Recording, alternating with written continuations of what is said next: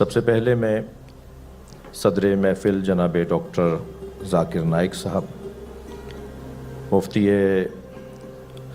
صاحب عظمت جناب مولانا مفتی عبدالرحیم صاحب، جناب مولانا اویس نورانی صاحب اور اسی طرح مولانا مفتی نعیم صاحب کے فرزند محترم اور ہم سب کی طرف سے، پورے اس اجتماع کی طرف سے، مہمانان گرامی کی جانب سے نمائندگی کرتے ہوئے میں آپ سب کی طرف سے جناب گورنر سندھ کامران خان ٹیسوری حفظہ اللہ ان کو اور بہترین صلاحیتوں توانائیوں سے سرفراز فرمائے، بہترین محفل سجائی ہے۔ مولا علی علیہ السلام نے اپنے دونوں فرزندان مولا امام حسن اور حضرت امام حسین علیہ السلام کو وصیت فرمائی،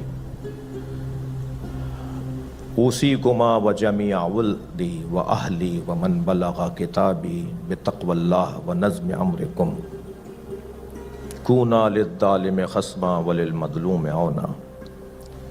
جب آپ کو ضربت لگ گئی تو آپ نے 3 دن جو بستر علالت پہ گزارے، اس میں امام حسن اور امام حسین علیہم السلام کو وصیت میں فرمایا، میں تم دونوں کو اور اپنے سارے خاندان کو، اعزاء اقربا کو وصیت کرتا ہوں اور ہر اس شخص کو وصیت کرتا ہوں جس کی سماعت تک، جس تک میری یہ آواز پہنچے، ہمیشہ ظالم سے نفرت کرنا اور مظلوم سے پیار کرنا۔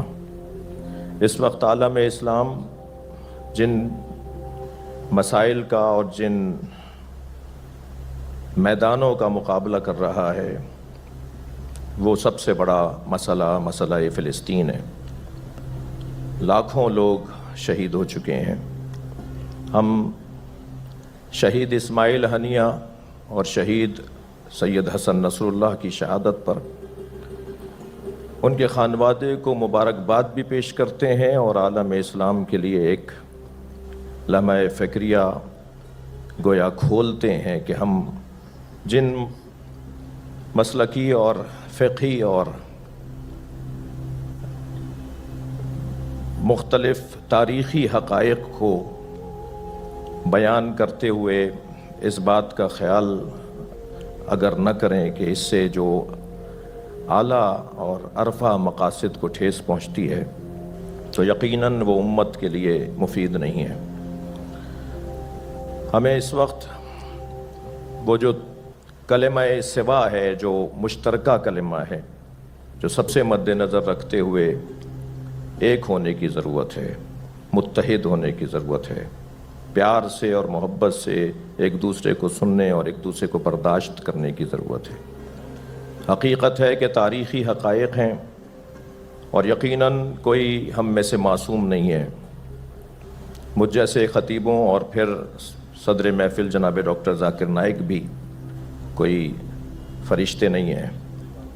اگر کبھی کسی کے سوال کے جواب میں انہوں نے کوئی ایسی بات کی ہو جس کی طرف کچھ میرے بھائی جناب گورنر سندھ ڈاکٹر جناب کامران صاحب حفظہ اللہ نے بات کی، میں بھی انہی باتوں کی طرف کچھ اپنی قوم کی طرف سے بھی اور کچھ اہل سنت کے بعض طبقات کی طرف سے ایک گلہ مند تھا اور شکوہ کرنے والوں میں سے تھا کہ یقیناً ایسا ہو جاتا ہے اور اس کو بار بار بھی نہیں دہرایا گیا، اسے بار بار بھی نہیں کہا گیا، لہٰذا ہمیں ان باتوں کو نظر انداز کرتے ہوئے اس کی توقع رکھنی چاہیے کہ خود میں اور مجھ جیسے خطیب اور ڈاکٹر صاحب جیسے دانشور جنہوں نے لاکھوں لوگوں کو خوبیوں کی طرف متوجہ کیا ہے، اخلاقیات کی طرف متوجہ کیا ہے، انسانیت کی طرف توجہ دلائی ہے اور نیک اور ایک بننے کی بات کی ہے، ان سے بھی یقیناً کوئی ایسی بات ہو سکتی ہے، مگر تکرار نہ ہونا خود اس بات کی دلیل ہے کہ وہ کوئی بہت اچھی بات نہیں تھی،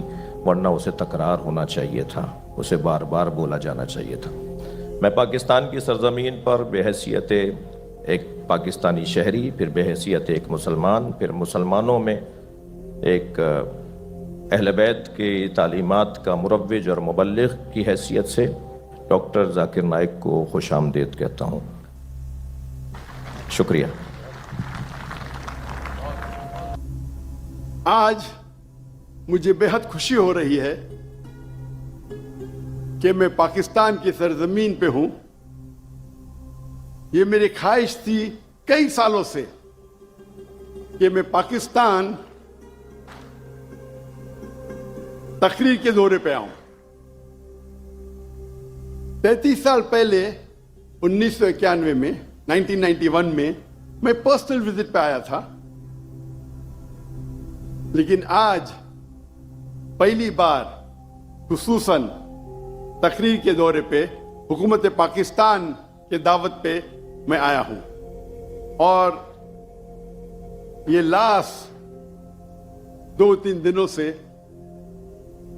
मुझे बेहद खुशी महसूस हो रही है और उम्मीद रखता हूं कि इस लेक्चर के दौरे से मैं काफी नॉलेज, इल्म और भाईचारा महसूस करूं इंशाअल्लाह। मेरे नजदीक आज के तारीख में मीडिया सबसे अहम वेपन, सबसे अहम हथियार है। It can convert black into white, day into night. वो काले को सफेद कर सकता है, सफेद को काला कर सकता है। इट कैन, वो एक हीरो को विलन बना सकता है, विलन को हीरो बना सकता है। और आज के इंटरनेशनल मीडिया में हम देखते हैं कि इस्लाम के खिलाफ एक प्रोपेगेंडा हो रहा है हमारे इंटरनेशनल मीडिया में, चाहे वो इंटरनेशनल न्यूज़पेपर हो, इंटरनेशनल मैगजीन हो, इंटरनेशनल सैटेलाइट चैनल्स हो, इंटरनेशनल वेबसाइट्स हो, इंटरनेशनल सोशल मीडिया हो। हम देख रहे हैं कि हर रोज इस्लाम के खिलाफ गलत फहमियां फैलाई जा रही है। जहां तक कि मीडिया का सवाल है, हम मुसलमान एंटरटेनमेंट मीडिया में बहुत माहिर है। बॉलीवुड, जहां से मैं आया हूं, मैं बॉम्बे में पैदा हुआ, उसे कहते हैं बॉलीवुड।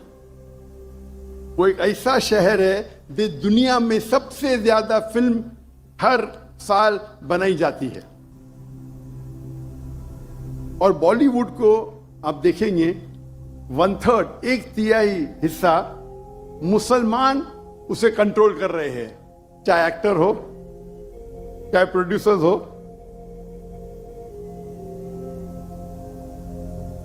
ये अफसोस की बात है कि एंटरटेनमेंट मीडिया में हम माहिर हैं।